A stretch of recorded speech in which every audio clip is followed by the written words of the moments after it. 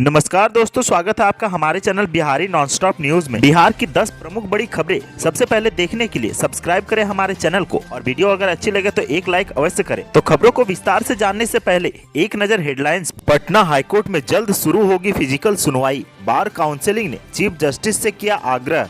4.5 महीने बाद खुले स्कूल, पहले दिन काफी कम आए बच्चे। पीएम मोदी से बात करने के बाद ही जातिगत जनगणना कराने पर फैसला लेंगे नीतीश कुमार। 2 लाख रुपए तक लग सकता है जुर्माना। आईएसआई मार्का के नाम पर धड़ल्ले से बिक रहे हैं नकली हेलमेट। ब्लैक लिस्टेड एजेंसी भर रही है बिहार पंचायत में चुनाव में सामग्री सप्लाई करने के लिए टेंडर, होगी कार्रवाई। बिहार में बिजली बिल के लिए उपभोक्ता नहीं हो परेशान, कंपनी ने दे दी बड़ी राहत। बिहार के किसानों को मुफ्त मिलेगा माइक्रो एसडी कार्ड, सीखेंगे कृषि की नई तकनीक, जाने सरकार की क्या है तैयारी। कोरोना महामारी के कारण पिछले कई दिनों से बंद पटना हाईकोर्ट में जल्द चहल पहल दिखाई देगी। हाईकोर्ट में फिजिकल हियरिंग शुरू करने के लिए बिहार स्टेट बार काउंसिलिंग ने हाईकोर्ट के चीफ जस्टिस से आग्रह किया है। उच्च न्यायालय के साथ साथ सूबे के सभी निचली अदालतों में भी 18 अगस्त से फिजिकल कोर्ट शुरू करने का निवेदन दिया गया है। बिहार स्टेट बार काउंसिलिंग ने जनरल बॉडी की बैठक में यह निर्णय लिया है और हाईकोर्ट समेत राज्य के सभी अदालतों में फिजिकल कोर्ट शुरू करने का आग्रह चीफ जस्टिस से किया गया है। बिहार में कोरोना की दूसरी लहर में अनलॉक 5 का ऐलान होने के बाद बार काउंसिलिंग ने यह विचार किया और कहा है कि मार्केट, मॉल, स्कूल, बिजनेस और कॉमर्शियल इकाइयां खुल गई है। इसे देखते हुए कोर्ट में भी फिजिकल सुनवाई होनी चाहिए। इस बैठक में बार काउंसिलिंग ऑफ इंडिया के अध्यक्ष मनन कुमार मिश्रा और बिहार स्टेट बार काउंसिलिंग के अध्यक्ष रमाकांत शर्मा भी शामिल थे। कोरोना संक्रमण पर ब्रेक के बाद सोमवार को क्लास 1 से 8वीं तक के बच्चों का स्कूल खुल गया है। बिहार में करीब 4.5 महीने बाद बिहार में स्कूल खुले हैं। इसके साथ बंद पड़े करीब 1 लाख प्राथमिक और माध्यमिक विद्यालयों में अब पठन पाठन शुरू हो गया है। हालांकि पहला दिन इसीलिए बच्चे कम आए क्योंकि पेरेंट्स कोरोना के भय से काफी भयभीत थे। कई स्कूलों में बच्चों की उपस्थिति नहीं के बराबर रही। प्राइवेट स्कूलों में तो बच्चे नहीं के बराबर आए। पटना के कई बड़े स्कूल नहीं खुले हैं। माउंट कार्मेल ने छात्रों को नोटिस भेजकर कहा है कि फिलहाल कुछ दिनों तक ऑनलाइन क्लास जारी रहेंगे। स्कूल खुलने के बाद कोरोना की अपडेट स्थिति देखने के बाद स्कूल खोलने पर फैसला लिया जाएगा। जातिगत जनगणना कराने पर बिहार सरकार अभी कोई पहल नहीं करेगी। मुख्यमंत्री ने कहा है कि जहां तक राज्य सरकार द्वारा जातिगत जनगणना कराने की बात है तो पहले केंद्र सरकार से बात हो जाए, उसके बाद ही कोई निर्णय लिया जाएगा। इस संबंध में केंद्र से बात किए बिना कोई फैसला कैसे हो सकता है। नीतीश कुमार ने कहा है कि हम लोग तो चाहते हैं कि जातिगत जनगणना हो, लेकिन पहले प्रधानमंत्री से बात की जाएगी। हमने जातीय जनगणना को लेकर पीएम मोदी को पत्र लिखा है। उस पत्र का जवाब हमें 13 अगस्त को मिला। प्रधानमंत्री की तरफ से कहा गया है कि आपका पत्र हमने पाया है। नीतीश कुमार ने कहा है कि जब प्रधानमंत्री ने कह दिया है कि आपका पत्र मिला तो ऐसे में हम अब उनके बुलाने का इंतजार करेंगे। जब वे टाइम देंगे तो हम जाएंगे उनसे मिलने। अभी तो इंतजार करना पड़ेगा। जब तक आगे कुछ नहीं होता है तब तक कोई नई बात नहीं कहेंगे। हमारा कोई अगला कदम उसके बाद ही तय होगा। सीएम नीतीश ने कहा है कि वैसे सब लोग के मन में ये बात है, लेकिन करना तो केंद्र सरकार को ही है। एक बार अगर जनगणना हो जाती है तो बहुत अच्छा रहेगा। राजधानी पटना में पिछले एक सप्ताह से हर प्रमुख चौक चौराहे पर सघन वाहन चेकिंग ट्रैफिक पुलिस चला रही है। चेकिंग और फाइन से बचने के चक्कर में लोग हेलमेट खरीद रहे हैं। हेलमेट की मांग बढ़ने से सड़क किनारे भी लोग हेलमेट बेच रहे हैं। दुकानदार नकली हेलमेट को आईएसआई प्रमाणित बताकर खुलेआम बेच रहे हैं, जबकि हेलमेट पर आईएसआई केवल पेंट से लिखा होता है। लोग पैसे बचाने और पुलिस के चालान से बचने के लिए केवल औपचारिकता के लिए सस्ते हेलमेट खरीद लेते हैं। सुबह में दुर्घटना में अधिकांश मौतें घटिया हेलमेट की वजह से होती है, इसीलिए अच्छे हेलमेट की क्वालिटी के प्रति ज्यादा जोर दिया जा रहा है। मिली जानकारी के अनुसार 60% हादसों में बाइक चालक ने हेलमेट नहीं पहना था या घटिया गुणवत्ता का पहना था। केंद्र सरकार ने 1 जून से नया हेलमेट सुरक्षा कानून helmet for Riders of 2 wheeler motor vehicles 2020 को लागू कर दिया है। इसके तहत कम गुणवत्ता वाले हेलमेट पहनना और बेचना कानूनन अपराध है। बिना आईएसआई मार्क निम्न गुणवत्ता वाले हेलमेट बेचने और बनाने पर बीएसई एक्ट की धारा 17 के तहत 2 लाख रुपये तक का जुर्माना किया जा सकता है।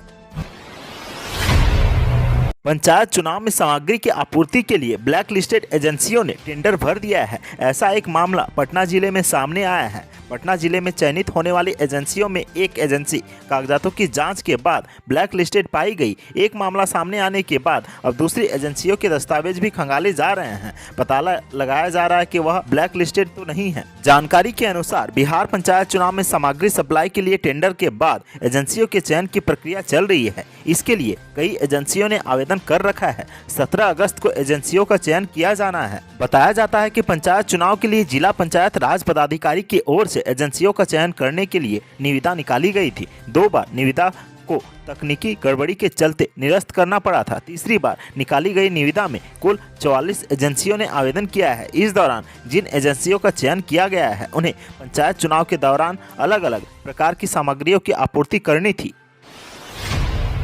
बिहार की राजधानी पटना समेत कई जिलों के लोगों को बिजली बिल मिलने या राशि जमा कराने में दिक्कत आ रही है। सर्वर में आई खराबी के कारण लाखों उपभोक्ताओं का बिजली बिल जनरेट नहीं हो रहा है, जिसके बाद उन्हें बिजली कनेक्शन कटने का डर सता रहा है। हालांकि तकनीकी समस्या आने के बाद अब इन उपभोक्ताओं को बिजली बिल जमा करने का अतिरिक्त समय दिया जाएगा। राज्य के लाखों बिजली उपभोक्ता इस समय परेशान है। बिजली बिल जनरेट करने वाले सर्वर में तकनीकी समस्या आ जाने के बाद लोगों को बिजली का बिल नहीं मिल पा रहा है। वहीं बकाया राशि जमा करने को लेकर लोग संशय में हैं। कनेक्शन कटने से लेकर जुर्माना लगने की आशंका ने उनकी परेशानी बढ़ा दी है। वहीं सर्वर ठीक होने में अभी कुछ और दिन लगने की संभावना देखी जा रही है। बिहार के किसानों को स्मार्ट बनाने के लिए सरकार अब नई पहल करने जा रही है। किसान अब फिल्मों और साथ ही किसानों को सफलता का सफर मोबाइल पर देखकर कृषि की नई तकनीकों से रूबरू होंगे। इसके लिए उन्हें माइक्रो SD कार्ड दिया जाएगा, जिससे संबंधित मटेरियल होंगे। बिहार के किसानों को अब बाहर जाकर प्रशिक्षण लेने की जरूरत नहीं पड़ेगी। वे अपने स्मार्टफोन पर ही खेती किसानी की गुर सीख लेंगे। हिंदुस्तान अखबार के अनुसार बिहार कृषि विश्वविद्यालय किसानों को कृषि कार्य में स्मार्ट बनाने के लिए निःशुल्क 32 GB का माइक्रो SD कार्ड उपलब्ध कराएगा। बिहार कृषि विश्वविद्यालय को सरकार ने इसके लिए 40 लाख रुपये की स्वीकृति दी है।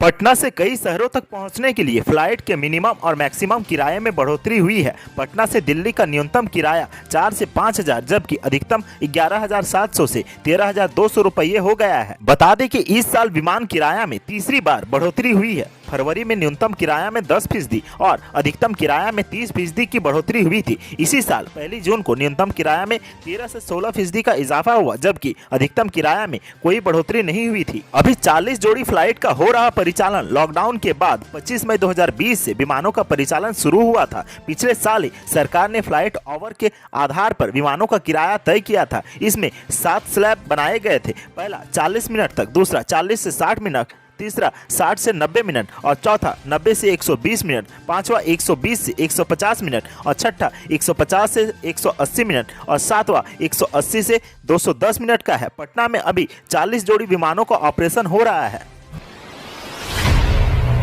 स्वतंत्रता दिवस के मौके पर गांधी मैदान से अपने संबोधन में मुख्यमंत्री नीतीश कुमार ने राज्यकर्मियों को बड़े तोहफे की घोषणा की है। मुख्यमंत्री नीतीश कुमार ने गांधी मैदान से ऐलान कर दिया है कि सरकारी सेवकों को बिहार में 28% महंगाई भत्ता दिया जाएगा। सरकार इसके लिए जल्द ही अधिसूचना जारी कर देगी। सीएम नीतीश ने कहा है कि महंगाई भत्ता केंद्र सरकार ने बढ़ाने का फैसला किया और आज हम भी इसे बढ़ाने का ऐलान करते हैं। बिहार में सरकारी कर्मियों को महंगाई भत्ता पहले 11 घोषणा थी। पिछले दिनों केंद्र सरकार ने महंगाई भत्ते में इजाफा किया था और अब राज्य सरकार ने भी अपने कर्मियों के लिए इसे बढ़ाने की घोषणा कर दी है। नीतीश कुमार ने गांधी मैदान में अपने संबोधन के दौरान सरकार की उपलब्धियों की खूब चर्चा की। सरकार की तरफ से नए विश्वविद्यालयों की स्थापना, साथ ही साथ इको टूरिज्म को लेकर विभाग की स्थापना के बारे में नीतीश ने घोषणा की है। कोरोना महामारी के दौर में सरकार की तरफ से उठाए गए कदमों के बारे में चर्चा करते हुए नीतीश कुमार ने कहा है कि हमने जरूरतमंदों को हर संभव मदद दी थी। कोरोना की तीसरी लहर की आशंका के बीच नीतीश ने लोगों को यह भी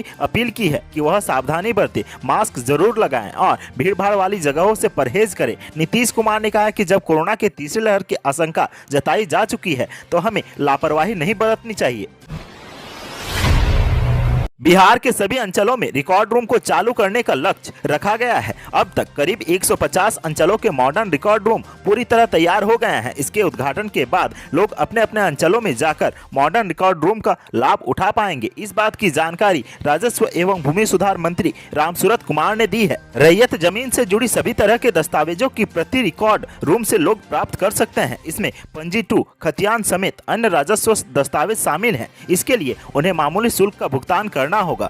शुल्क दस्तावेज के आकार के आधार पर 10 रुपये से 50 रुपये के बीच रखा गया है। न्यूनतम 10 से 50 रुपये शुल्क निर्धारित किया गया है। नक्शे के लिए आवेदक को 150 रुपये प्रति सीट की दर से भुगतान करना होगा। तो आज के सुर्खियों में बस इतना ही। बिहार से जुड़ी खबरों के लिए सब्सक्राइब करें हमारे चैनल को और साथ ही साथ अपने दोस्तों और रिश्तेदारों में शेयर करना ना भूलें। धन्यवाद।